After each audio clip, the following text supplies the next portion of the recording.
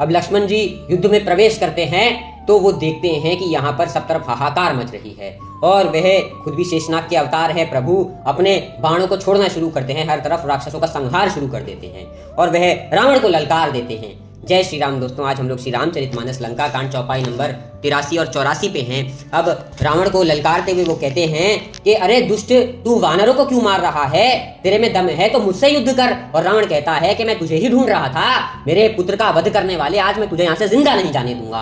और दोनों में भीषण युद्ध शुरू हो जाता है। इधर से लक्ष्मण जी हजारों लाखों बाण छोड़ते हैं, उधर से रावण अपनी शक्तियां छोड़ता है बार बार बार बार, और लक्ष्मण जी अब उसके सारथी को मार देते हैं, उसके रथ को मार देते, चूर चूर कर देते हैं और एक बाण मारते हैं, उसका सर कट जाता है पर दोबारा नया सर आ जाता है। ऐसे वो उसके 20 सर को बार बार काटते हैं पर वो देखते हैं कुछ भी नहीं हो रहा है, तो फिर वो एक शक्ति चलाते हैं और उसकी छाती पे लगती है और वो 2 मिनट के लिए मूर्छित हो जाता है।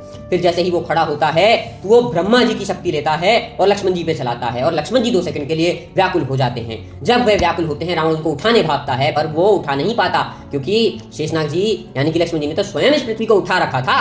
और उस समय पे हनुमान जी आते हैं और उसको एक मुक्का मारते हैं और वह गिर जाता है। अब वो भी खड़ा होता है और वो हनुमान जी को मुक्का मारता है, फिर हनुमान जी फिर जवाब में मुक्का मारते हैं और ये दोनों ही बारी ये जो दो घुसे थे बहुत ही जोरदार थे। दोनों एक दूसरे की शक्ति का अंदाजा भी लगाते हैं और अप्रिशिएट भी करते हैं। फिर व्याकुल लक्ष्मण जी जो हैं उनको हनुमान जी इतने में राम जी के पास लेकर जाते हैं। इधर रावण जो है उसके सारथी, नया सारथी आया है, रथवत बदला जा रहा है और लक्ष्मण जी को राम जी कहते हैं कि अरे लक्ष्मण, तुम तो इस पूरी धरती की शक्ति के स्वामी हो, तुम ऐसे कैसे रह सकते हो? और लक्ष्मण जी खड़े हो जाते हैं जैसे मानो कि उनमें वापस ऊर्जा आ गई हो और वो जाते हैं और इस बार वो शक्ति चलाते हैं और फिर से रावण का सारथी और युद्ध जो रथ है वो फिर से चूर चूर हो जाता है और इस बार वो उसके हृदय पे घात करते हैं। वो वहीं मूर्छित हो जाता है और उसको उसके नए सारथी उसके महल में लेकर जाते हैं और महल में लेकर जाते हैं तो उसके बाद वो जब होश में आता है युद्ध शुरू कर देता है कि अब मैं रामचंद्र जी से विजय प्राप्त करके रहूंगा।